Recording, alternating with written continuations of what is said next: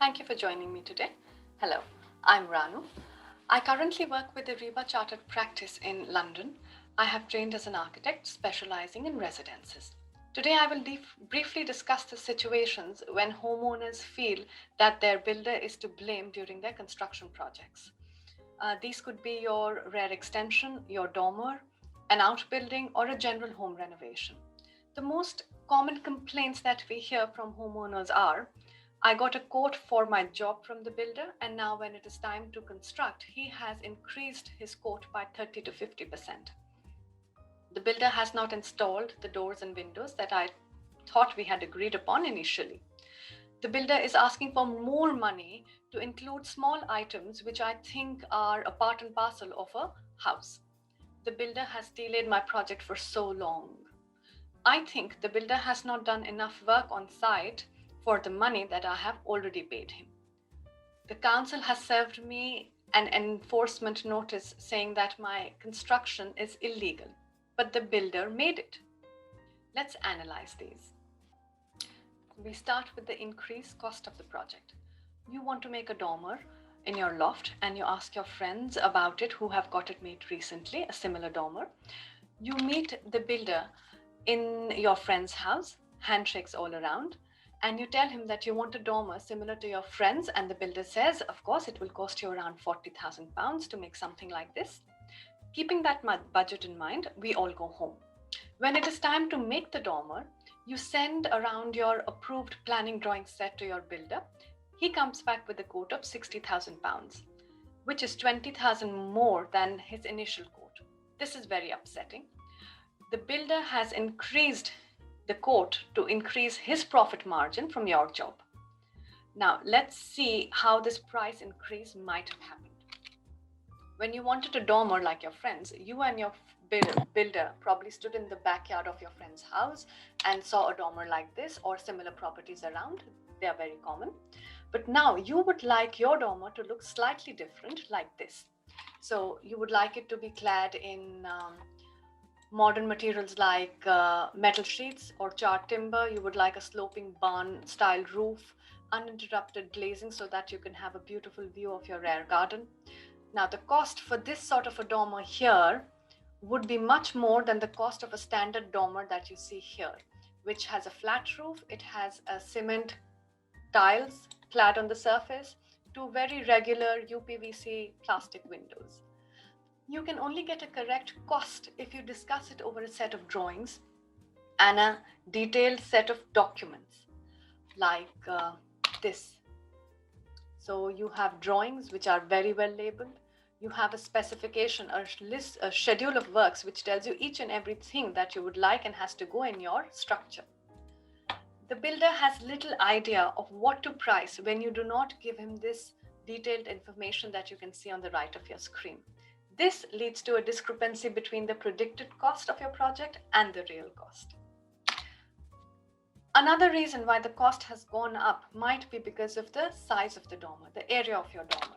So this is your friend's dormer, let's say, and your house is slightly bigger. So your dormer is larger in area by, let's say, 5 square meters. The average cost of a good quality construction is £2,000 per square meter. Now, because you are 5 square meters bigger than your friends, it will automatically lead to an increase of £10,000 straight away. And that is why your builder has increased the quote. Simple maths. The builder has not installed the doors and windows as I thought we had agreed initially. Now, I have an image in my mind of how I want my extension to look, and it is this.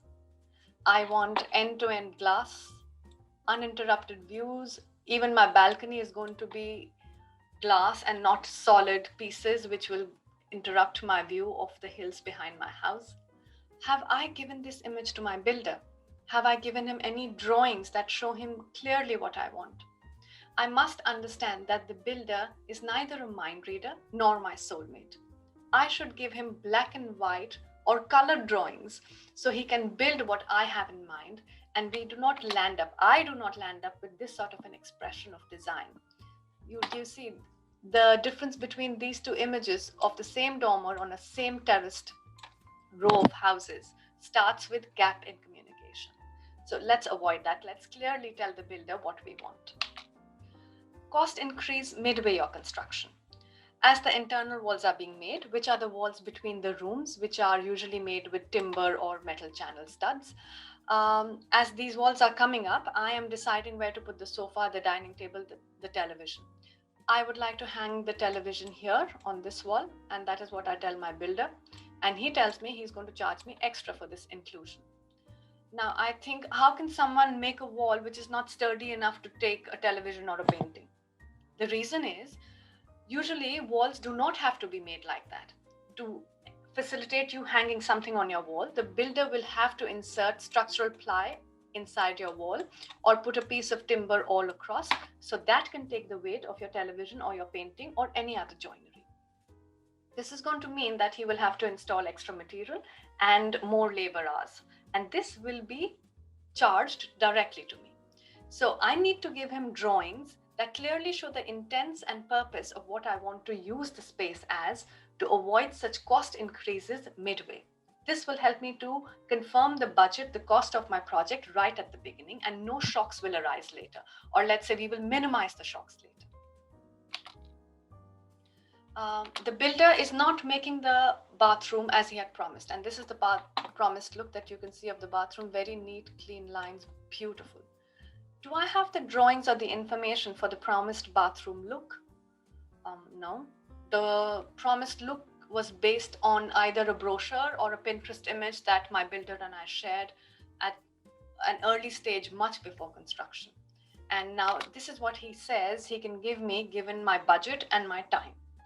To avoid such a huge disappointment, I should own a complete set of drawings before the construction starts. I should have signed a contract with my builder which would hold him to his promises of delivery and quality, and it would hold me to my promise of paying him on time. So what I need to give him is at the minimum this, like a sketch which tells where is each item located and what that each item is. But still better, I should give him a drawing, a detailed drawing like this, which labels everything very clearly, where what is going with the dimensions, and alongside a list of specifications, which literally is the model number of every fitting that I want to be included in my construction. Based on this complete information that you see on the middle and right hand side of your screen, the builder will give me a price and a timeline for my project, and finally he will build these physically for me. I believe I have overpaid the builder. How can I check if he has built on site for the money that I have already paid him? I think the builder is taking me for a ride. To confirm payments made against the construction that has happened on your site, I need to own a set of detailed drawings and documents that are like an itemized price list. So then I will cross-check with that list, what has he made on site, how much has he made on site, and how much money did we agree to pay for that particular construction item. So I need to, at the minimum, I need to give him drawings like these, which show complete information, which are nicely labeled with dimensions. A drawing like this that you see is only a planning drawing, and it is not sufficient to start construction with or to decide the payment schedule or the amount of money he is due once he's finished a stage for you on site. The builder is asking me for more money to install my preferred choice of doors and windows. Did I tell him exactly the type, the size, the material of the garden doors that I want in my construction? Do I have a document or a drawing stating my requirements, which the builder had priced and signed on before construction started?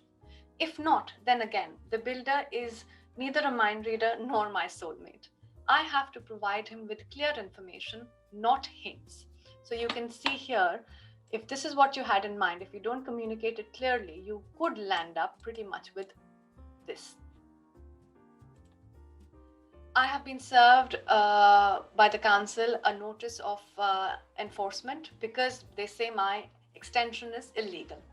My builder should build what is allowed by the council. Not necessary. If I am the homeowner, then only I am responsible to make sure that my extension is legal. And how can I go about doing that? By getting my plans and drawings approved by the council before I build it. It is not my builder's job to get planning approval for my extension. But I will say that he has made this porch, which he said comes under permitted development rules, as does this roof dormer extension at the back. Even if he says that, I must still get a prior approval or do a check online of what those rules allow me, or ask a designer or an architect to give me the correct drawings, which I hand over to the builder, because he will build what you tell him to. So do not take this risk of leaving yourself exposed to such legal notices. Well, that was my last example that I was going to discuss, and these were some of the real life examples that we do come across in our profession, and they demonstrate how lack of communication results in dissatisfaction. The responsibility of making your dream home come true does not lie with your builder. It lies with us, with the homeowner. Our communication should be clear, it should be on time, it should be frequent, and it should be transparent. I wish you have a fabulous experience with your extension and you make the most of the resources that are available to you to make your dream home come true. If you have any questions, please email me on the email given in the description box below the video link, or on this last slide that you can see, my personal email, my office email. Thank you for listening to me today.